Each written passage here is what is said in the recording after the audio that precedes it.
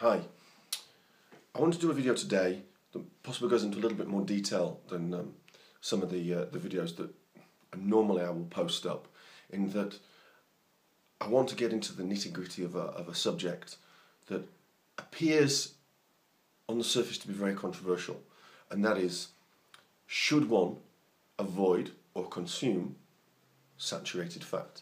I'm a child of the 80s, and we were educated in the 80s to avoid fatty foods, to avoid saturated fats, because they would give you heart disease. It's called the lipid hypothesis. It was a theory propagated by a guy called Ancel Keys, and basically, in a nutshell, it said increased saturated fat intake will lead to an increase in cholesterol that will lead to heart disease.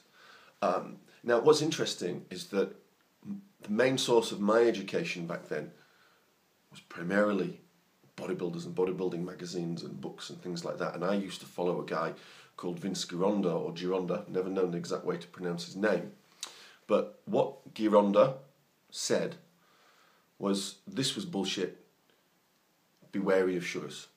Well, it's quite interesting to say that over time, history has proven the bodybuilders in this respect to be right, and the so-called scientists to be wrong. I remember for years and years and years you had the British Heart Foundation saying, "Oh, only eat 2 or 3 eggs a week. Anything more is going to give you a heart attack." People in the game, people in bodybuilding knew that this was bullshit. And now, a few years ago, they had to change their recommendations. So, saturated fat. I'm going to refer to a couple of notes I've made here because it's easier for me just to keep a record of what we do. Saturated fats, are they good for anything? Yes, they're good for a number of things. Saturated fat intake will improve your immune system. Butter, coconut oil, the fats that you find in them, they play a key role in supporting a strong immune system. Better cognitive function. What do you think your brain is made of? Your brain is made of fat, and it's made of cholesterol. Go on a super low fat diet, and I promise you, this does not work as well as it should be. The same goes for the lungs. Healthy lungs require a reasonable fat intake. The same goes for healthy nerve signalling. Liver health. Saturated fat has been shown to protect the liver from alcohol and certain medications.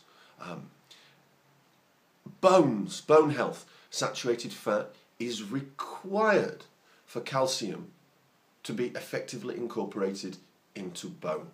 Think that through, okay? Go too low fat could lead to osteoporosis. Now, who are the people who tend to eat low fat and obsess over low fat? I would argue that it's often women who are the people who tend to have more osteoporosis. Now, there's the whole cause and effect thing here, but it's something for us to think about. So you don't go too low in fat. And then the big whammy that now people know is that saturated fat plays a key role in overall cardiovascular health. What it does, if you add saturated fat into your diet, it tends to reduce the levels of something called lipoprotein, and your lipoprotein levels, if they're elevated, it tends to have a strong correlation with cardiovascular disease. So please get into your head that saturated fats are not evil. In my opinion, if you followed my work, no natural foods are evil so long as you don't have an insensitivity to that food. We do need to bear something in mind. There are lots of studies that will link red meat to cancer and certain fats to cancers and cardiovascular disease. And first of all, who am I to say that they're wrong? But, and this is the big but that we need to look at, where are people getting their food from when we look at these studies? It tends to be, if not exclusively, processed junk. So, if your red meat intake is good quality grass-fed meat, the fats in that, in my opinion, will do you good. They'll be high in omega-3s and all this sort of stuff. If you're eating sausages, Tesco economy burgers, McDonald's. Think again. You're polluting your body. So you can't look at the world through a straw.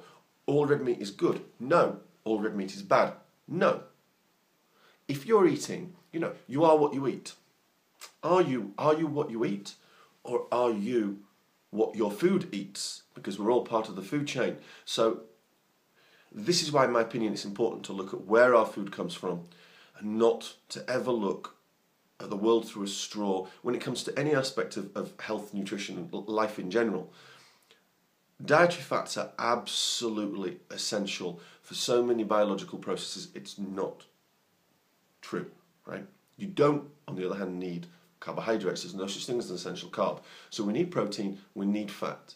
If somebody comes to you, I'm not going to start talking about cholesterol, but if somebody comes to you with elevated cholesterol and the doctor says you must cut out the fat in your diet, your doctor knows jack shit.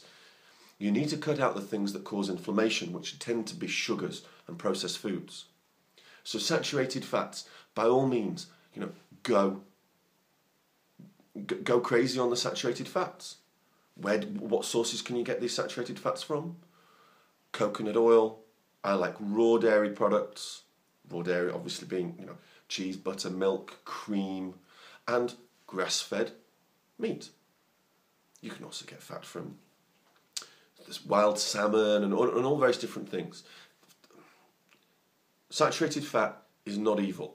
It does your body good. Just look at the source of where it comes from. I hope that answers your questions. This is quite an in-depth subject, so if people have further questions, as usual, just ask questions away in the comments section underneath, and I'll do my best to give it a fuller answer than is really possible in a video. This is Nick Mitchell.